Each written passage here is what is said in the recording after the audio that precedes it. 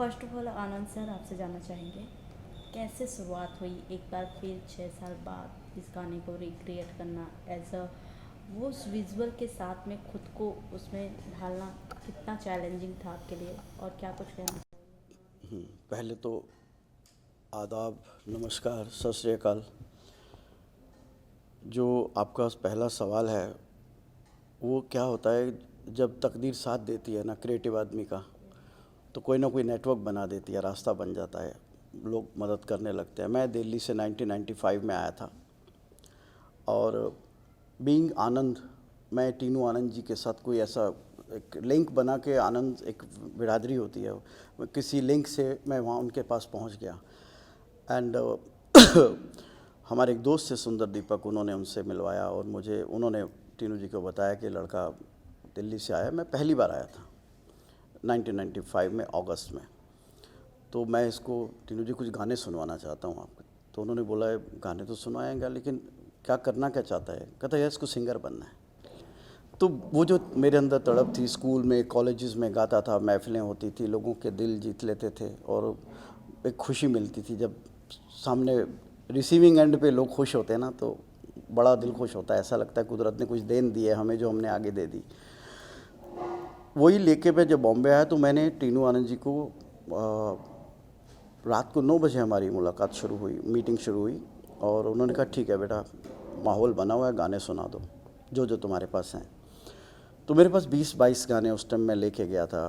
तो मैंने उनको सबसे पहला गाना सुनाया, वो झांझरिया उसकी झनक गई चुनरी भी, ये this was the first song. उन्होंने कोई रिएक्शन नहीं दिया। दूसरा सुनाया, कोई रिएक्शन नहीं दिया। 15-16 गाने सुनाए, मैं थोड़ा परेशान हो गया कि खामोश क्यों है। तो मैंने बोला सर मैं और सुनाऊं? बोले नहीं और मत सुनाओ। सॉन्ग नंबर 1, 3, 7, 9, 11 ऐसे उन्होंने नंबर्स बोले, ये मेरे लिए रख दो। तो मैं थोड़ा हिल गया कि मुझे खुद ही नहीं मालूम मैंने कौन सा किस नंबर पे सुनाया था। तो वही जीनियस उनकी एक बात थी कि इतने जहनी तौर पे उनको ये मालूम था मैंने कौन कौन से गाने सुने हैं। ये नहीं, उनको नंबर से मालूम था कि वो मुझे रखने हैं।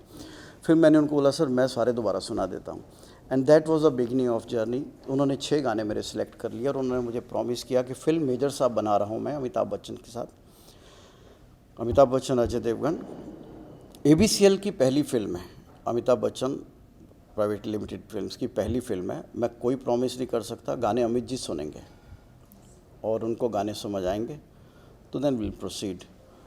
तो मैंने कहा ठीक है सर, कब कब तक हम सुना। कहता अभी तो 5-6 महीने स्क्रिप्ट पे काम चल रहा है। तो मैंने कहा सर 5-6 महीने में क्या करूँगा सर। तो बोले यार मैं तेरे को मिला देता हूँ, एक हमारे दोस्त है। तो उन्होंने टाइम कंपनी में परवीन शाह थे, उनसे मिला दिया। परवीन शाह को मैंने गाने सुनाए। उन्होंने बोला भैया गाने तो बेहतरीन लग रहे हैं, ये जो तेरी पायलों की छन छन है, सब जितने काले लिबास में बदन गोया और लगे ईमान से, माही वे, इश्क समंदर, ऑल दीज सॉन्ग्स। तो मुझे बोले लिखे किसने? मैंने कहा लिखे तो मैंने है सर। कहते तो कंपोज किसने किया है? मैं कहा सर धुन तो मेरी है। तो कहते लिख भी तुम रहे हो, गा भी तुम रहे हो, कंपोज भी तुम कर रहे हो। यार तू एक कैसेट पकड़, पहले तीनों में से समझा मुझे एक चीज़ बनना क्या चाहता है तू। मैंने कहा सर मुझे तो सिंगर बनना है, गाने गाने हैं। तो उन्होंने कहा भाई कुमार शानू, उदित नारायण, सोनू निगम, अभिजीत सब झंडे गाड़ रहे हैं, तो तुमको सिंगिंग के लिए तो ब्रांडिंग की सोचना भी मत कि मैं तुम्हें गाने ख़रीद सकता हूँ, मुझे गाने पसंद हैं। तो मैंने कहा सर गाने ख़रीदेंगे तो मतलब सर मैं गा नहीं पाऊँगा। बोले नहीं कुछ तुम भी गा लेना। तो मैंने कहा सर ठीक है। मैंने टीनू आनंद जी को फ़ोन किया, सर ऐसा ऐसा कुछ वो गाने ख़रीदना चाहते हैं। तो टीनू जी ने बोला यार म्यूज़िक डायरेक्टर बन जा। म्यूज़िक डायरेक्टर तो सिंगर को चांस देता है, अपने आप को जब मर्जी चांस देना। तो this is how journey started. तो सबसे पहले मासूम फिल्म के गाने रिकॉर्ड हुए। मासूम फिल्म सिल्वर जुबली हो गई, नई स्टार कास्ट की फिल्म थी। छोटा बच्चा जान के ना कोई आंख दिखाना, उसमें गाना था। एंड वहाँ से there was no looking back. फिर मेजर साहब का म्यूज़िक रिकॉर्ड हुआ। उसके बाद मैं 12 साल 13 साल, मुझे मालूम नहीं है कि मैं घर टाइम पे पहुँचता भी कि नहीं पहुँचता। I did about 90 films in 10-12 years, about 13 albums. Hansraj की एल्बम दिल चोरी साडा हो गया, श्वेता शेट्टी, सुनीता राव, कमाल खान, कई जो मुझे याद भी नहीं है। तो ये मेरी तकदीर थी कि मुझे my kids grow like this, you can horizontally not vertically. मैं सुबह आता था सोए होते थे, रात को आता था सोए होते थे, and this was the first inning. फिर मुझे ईयर्स एंड ईयर्स मैं जब काम कर के मुझे ऐसा लगा कि इंडस्ट्री कॉर्पोरेटाइज हो रही है अभी सडनली। पहले इंडिविजुअल प्रोड्यूसर डायरेक्टर्स होते थे, कॉर्पोरेट सिस्टम नहीं होता था। सडनली कॉर्पोरेट सिस्टम चालू हुआ। उस कॉर्पोरेट सिस्टम में मेरी लॉबी नहीं थी, I was not connected to that world. तो मैंने कहा एक साल 1.5 साल थोड़ा घूम के आते हैं, दुनिया देखते हैं, फैमिली के साथ थोड़ा टाइम देता हूँ। टाइम नहीं दे पाया था मैं किसी को। वो 1.5 साल फिर मैंने बहुत ट्रैवल किया, और during that period there was an academic exercise was going on. I was listening the music of global music, world wide में न्यू एज म्यूज़िक क्या चल रहा है वो सुनता रहता था। And suddenly I started restructuring my creativity in my own way, के मुझे अब इस बार किस तरह का कंटेंट बनाना है। And I started working. लेकिन इस दौरान इंडस्ट्री में काफ़ी नए प्लेयर्स आ गए, प्रीतम, Vishal Shekhar, Salim Suleman, Shankar Ehsaan Loy. They were all wonderful work they were doing, excellent work they were doing. तो मुझे समझ में आ गया थोड़ा मेरा रेस्ट पीरियड है। लेकिन मैं कहीं गया नहीं था, गायब नहीं हुआ था। मैं स्टूडियो नहीं जा रहा था, रिकॉर्डिंग नहीं कर रहा था, गाने रिलीज़ नहीं कर रहा था, लेकिन मैं कंटेंट क्रिएट कर रहा था। ये 6 साल में मैंने by the grace of God 2,500 गाना बना दिया, एंड मेरा म्यूज़िक बैंक फिल हो गया। And now it was a very striking revolution which happen, कि सोशल मीडिया और ये यूट्यूब आने से कोई ये नहीं रहा कि अब संगीत के लिए कोई दरवाज़ा नहीं खटखटाना पड़ेगा कि यार ये गाना सर मेरा ले लो। इस तरह से स्ट्रगल ख़त्म होने लगा। म्यूज़िक डायरेक्टर्स ने भी अपने लेबल्स शुरू किए, सब ने अपने अपने शुरू किए। मुझे लेकिन फ़िल्मों का ज़्यादा शौक़ है, गाने करने का। तो मैंने फिल्म्स में पिचिंग शुरू करी अभी 1.5 साल पहले। आई साइन 3-4 फिल्म्स, एंड अभी मैं सब म्यूज़िक लेबल्स के लिए सिंगल्स कर रहा हूँ। बड़े बड़े सिंगर्स के साथ भी कर रहा हूँ, न्यू सिंगर्स के साथ भी कर रहा हूँ। और लेबल का ये है कि अगर टाइम ऐसा आया, मैं बिज़नेस मुझे I love making money, but I don't like dealing strategy planning के लिए। जिस दिन मेरे को एक स्ट्रैटेजिक पार्टनर मिल जाएगा जो एडमिनिस्ट्रेशन हैंडल करेगा, सब चीज़ें करेगा, मैं क्रिएटिविटी से अलग नहीं हो सकता। मुझे पैनिक होता है क्रिएटिविटी से दूर जाने में। तो मुझे जो अनुकूल लगता है उसमें मुझे आनंद आता है। तो मैं प्रबंध के पीछे नहीं पड़ता हूँ, आनंद मेरे को आता रहता है, तो आई फील हैप्पी। क्योंकि मैंने नोटिस किया पैसे के पीछे जाता है इंसान तो ना काम कर पाता है ना पैसा आता है। लेकिन काम करते रहो तो काम भी होता है, पैसा भी आता है। सर हम जानना चाहेंगे, जैसे कि आपने बताया कि आप म्यूजिक डायरेक्टर, इतने सारे सॉन्ग आपके रहे हैं, तो पर्टिकुलर एक ही सॉन्ग को आपने रिक्रिएट 6 साल बाद इसी सॉन्ग को क्यों लाए? क्योंकि अगर हम आपके सॉन्ग को देखें तो काफ़ी हिट रहे हैं, आइकॉनिक भी रहे हैं। तो इस सॉन्ग के पीछे कोई रीज़न था या? हाँ, रीज़न नहीं, कई अभी मेरे कितने गाने रिमिक्स हुए। माही वे रिक्रिएट हुआ, दिल चोरी साडा हो गया, इश्क समंदर, कितने गाने रिक्रिएट हुए, टोटे टोटे हो गया। इवन ये तो बल्कि और मुश्किल काम होता है रिक्रिएट करना। रीमिक्स करना आसान होता है क्योंकि उसमें कुछ चेंज नहीं करना पड़ता, उसी को सिर्फ न्यू डिज़ाइन करना पड़ता है। लेकिन कोई आपको कहे यही गाना दोबारा बनाओ, तो ये बहुत मुश्किल काम है। कोई मुझे कहे दिल दे दिया दोबारा बनाओ, दिल दे दिया है जहाँ तुम्हें देंगे, कोई बोले कि ये गाना दोबारा बनाओ, तो ये बहुत मुश्किल काम है। तो हमने बहुत मुश्किल काम किया, ये आसान काम नहीं है कि ठुकरा के मेरा प्यार को दोबारा बनाना। और हमने पूरे गाने में सिर्फ ठुकरा के मेरा प्यार मेरा इंतकाम देखेगी, इसकी रिकॉल वैल्यू की वजह से ये हुक लाइन रखी कि ये हुक लाइन लोगों के रूह में उतर गई। और मैंने तो ये भी सुना है कि इस गाने के चक्कर में बहुत लोग IAS ऑफिसर बन गए।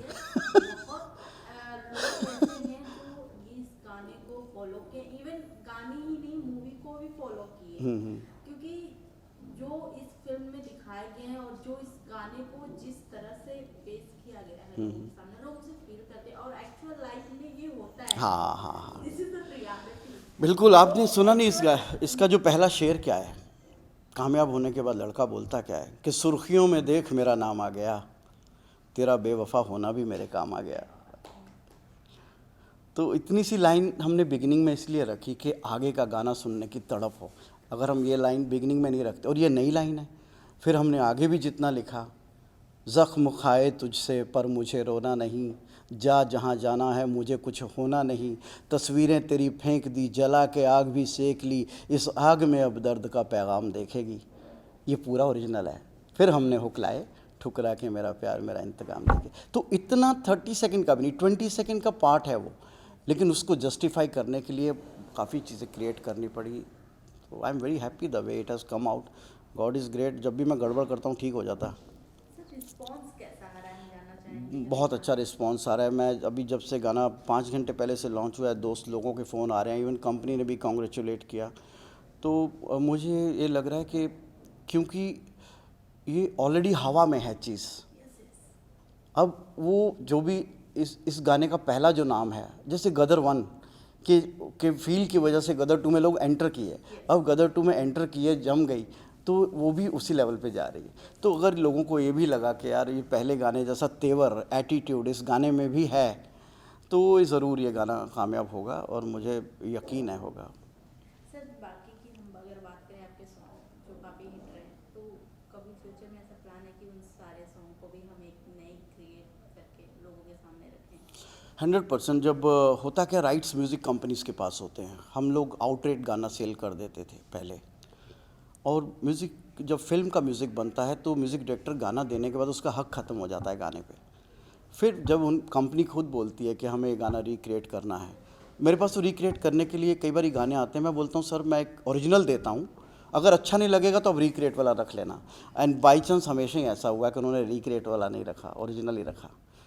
सर एक लास्ट क्वेश्चन आपसे जानना चाहेंगे। जैसे कि हम जानते हैं आप एक म्यूजिक प्रोड्यूसर रह चुके हैं, तो ये एक टाइम के बाद आपने एक्सेप्ट भी कर दिया कि नहीं मुझे ये करना, मुझे उन लोगों को मौका देना जो एक्ट्रेस सिंगर बनना चाहते हैं, तो सडनली ये माइंड में कैसे आया कि नहीं अब मुझे पर्दे पे आना है अपने सॉन्ग के साथ में लोगों के साथ। नहीं, इसमें क्या होता है, ज़माना जो था ना पहले, वो प्लेबैक का चल रहा था। सिंगल स्क्रीन में ना हमें बंदिश नहीं होती, हमें ज़रूरी। और आजकल फिल्मों में भी गाने कैसे आ रहे हैं आपको मालूम है, गाना आता है, लड़का लड़की अराउंड द ट्रीज नहीं घूमते हैं, सैड गाना हो हैप्पी गाना हो, सीन चल रहा है, गाना बैकग्राउंड में रहता है। लिप मूवमेंट वाले गाने ख़त्म हो गए। तो लिप मूवमेंट और एटीट्यूड, लोग सिंगर को ना गाते हुए मगन होते हुए देखना चाहते हैं। जब हम गाते हैं तो हम ये सोच के नहीं गाते हैं कि हमें वो करना है, अपना विजुअली अपने आप को प्रेजेंट करना है, we want to be a star. हम जब गाते हैं तो हम कहते हैं, जैसे मीरा मगन हो जाती है ना, उसको नहीं पता होता है कि दुनिया क्या मज़ा ले रही है, मीरा खुद मज़ा ले रही है ना। तो वैसा ही होता है, गाने वाला जब खुद मज़ा लेता है, उसको मज़ा लेते हुए देखते ही लोगों को मज़ा आता है, वही वाइब्रेशन उनके अंदर जाती है। तो इट इज़ नॉट द, ये लालच नहीं है कि हमें ऑन स्क्रीन आना है, लेकिन जब मगन है तो क्यों ना उसका मुजाहरा किया जाए। सर जैसे कि हम देखते हैं सिंगर्स अपना हर एक सॉन्ग को जो उनके एक एल्बम को रिक्रिएट करके लोग एक साथ स्टेज परफॉर्म करते हैं, लाइव परफॉर्म करते हैं, तो आपका कोई ऐसा प्लान है फ्यूचर में कि मुझे भी लाइव परफॉर्म करना नहीं, है? हम तो शोज़ करते हैं ना, मैरिजेस में भी करते हैं, कॉलेजेस में भी करते हैं। एज अ ऑडियंस जो सिर्फ आपके ऑडियंस हो, मेरी आपके फैन फॉलोइंग। हाँ हाँ, नहीं मैं समझा नहीं आपकी बात, आप क्या कहना चाहते हैं? मेरा क्वेश्चन ये है कि इन फ्यूचर आपका कोई ऐसा प्लान है कि आपके सारे गाने आप लाइव परफॉर्म करें? हाँ डेफिनेटली मैं करता ही हूँ। अब मैंने उदित नारायण जी के गाने जो मैंने कंपोज किए हैं, सोनू जी के, कुमार शानू के, जब मैं स्टेज पे परफॉर्मेंस देने जाता हूँ तो वो मेरे गाने होते हैं, तो मैं उनको गाता हूँ, लोग रिलेट करते हैं, फिर उन लोगों को अच्छा लगता है कि आनंद जी ने ये गाना गाया था, बनाया था जो कुमार शानू जी ने गाया। तो वो क्या है, कई बार हम वी आर लाइक शेफ्स, जैसे शेफ़ खाना बनाता है, एक एक चीज़ एक एक जोड़ता है, हैं, और उसको आगे सर्व किया जाता है। तो कभी कभी शेफ़ का मन भी करता है कि खुद सर्व करें, तो वैसा मन हमारा करता है, हम अक्सर करते हैं। सर एक और क्वेश्चन आपसे जानना चाहेंगे कि जब आपने इस इंडस्ट्री में कदम रखे, आई नो फैमिली बैकग्राउंड लोग देखते हैं, बट आपके सपोर्ट में आपके फैमिली मेम्बर्स हैं कौन जो आपको अब तक यहाँ सपोर्ट करते हैं? एक्चुअली मुझे तो मेरे फादर को लोग बोलते थे यार इसको दिल्ली क्यों रखा हुआ है यार, इसको बॉम्बे भेज। तो मेरे डैड ने हमेशा मुझे इनकरेज किया था, जो करना चाहता है कर।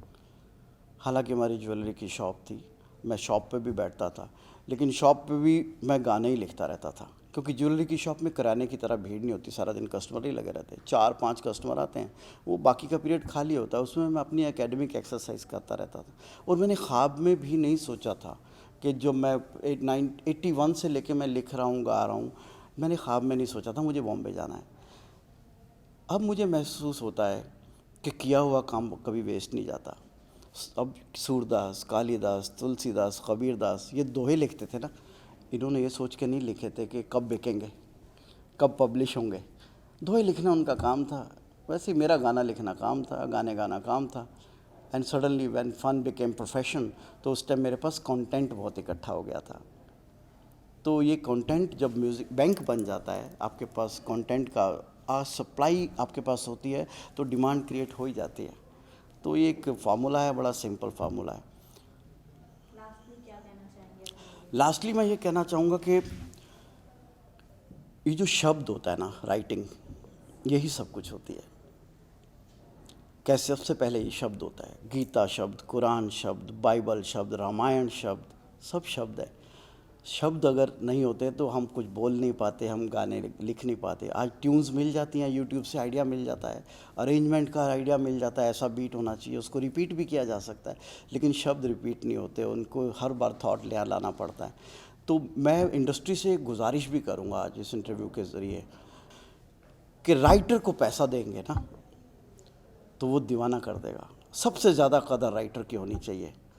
फिल्म की कहानी लिखनी हो या गाना लिखना हो, क्योंकि बीज वही देता है। Writer gives you the seed. तो राइटर्स की बहुत ज़्यादा कदर होनी चाहिए फिल्म इंडस्ट्री में, सबसे ज़्यादा उनकी होनी चाहिए, क्योंकि वो जो इमेजिन करते हैं, वो जो लिखते हैं, उसका स्क्रीन के ऊपर प्रेजेंटेशन आता है। तो I will request Bollywood, even singers, music labels, even singers को भी मैं रिक्वेस्ट करूँगा, अपने काम करवाएं, खुद अपनी भी गाने बनाएं। They should pay the writers best. तो ये राइटर्स अगर मोटिवेट होंगे, हमारी इंडस्ट्री को और अच्छी चीज़ें मिलेंगी, और ज़्यादा मेहनत करेंगे, एक एक स्क्रिप्ट पे जान लगाएंगे, रीमेक बनाने की बजाय बोलेंगे सर रुको मैं आपको देता हूँ एक चीज़। तो this is very important. Javed, Salim Javed साहब की आप ले लीजिए कि वो इंडिया के one of the highest paid दीवार, शोले क्यों थे? क्वांटिटी रोज़ ये नहीं करते थे 10 फिल्में लिखेंगे उसमें 2 अच्छी होंगी, जितनी 2 ही लिखते थे, 2 अच्छी लिखते थे, और उसका प्राइस ऐसा लेते थे एक्टर के प्राइस से भी ज़्यादा होता था। तो writer should be paid and writer should be motivated and writer should be respected very much.